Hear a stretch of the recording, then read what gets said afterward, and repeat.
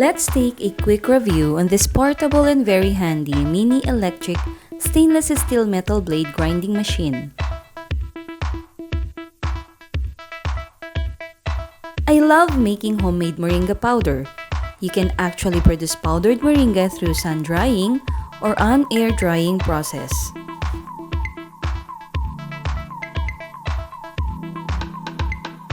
Since rainy season is coming, we have to find ways on how we can conveniently make a finer moringa powder in our own small kitchen.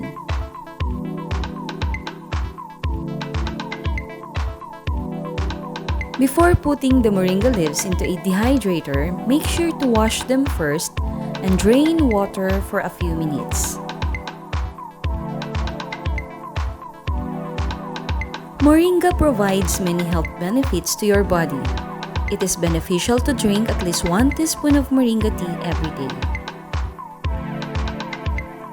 It is also wiser to mix the powder to your favorite juices or food. Oftentimes, it is also better when processed with a dehydrator. That's when you cannot easily dry the leaves if it's raining outside. Allow it to dry in the dehydrator for 3 to 4 hours before grinding. Through air drying, it takes 2 to 3 days to process before the moringa leaves get pulverized. While it takes only 2 days on sun drying.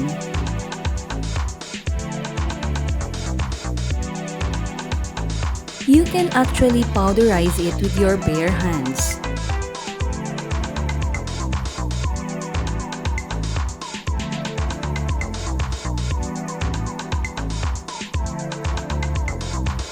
But if you want it to be finer, you have to grind it for at least a minute.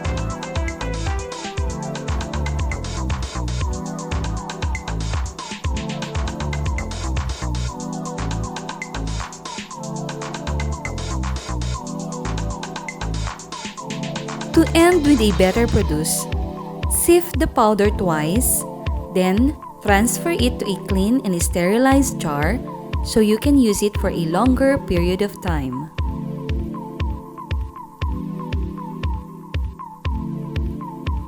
This handy grinding machine is very convenient to use and very easy to clean.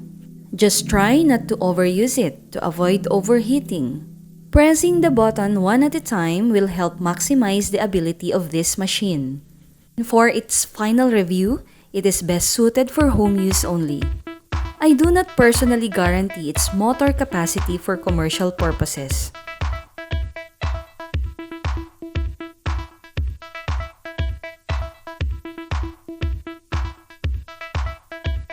Sifting will help you remove bigger particles on your moringa powder.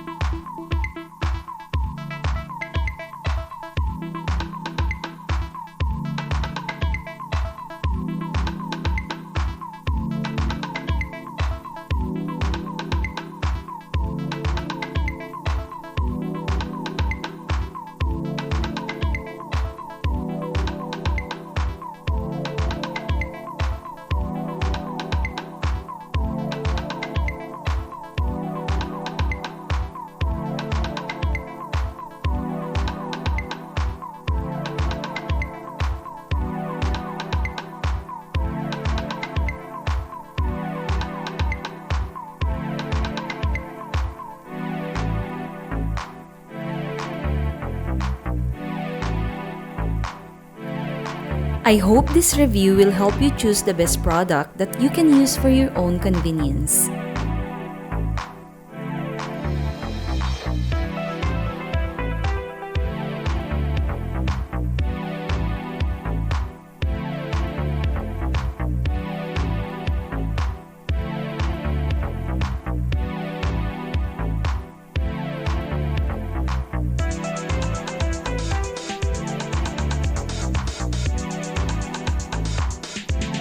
This video is not sponsored by this product.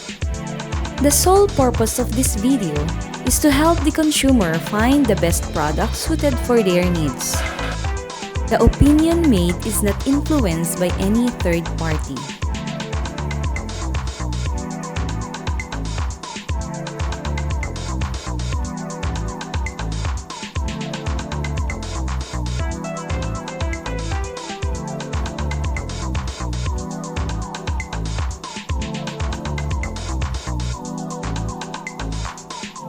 If you find this video helpful, don't forget to like, share, and subscribe, and get notified once you push the notification bell below.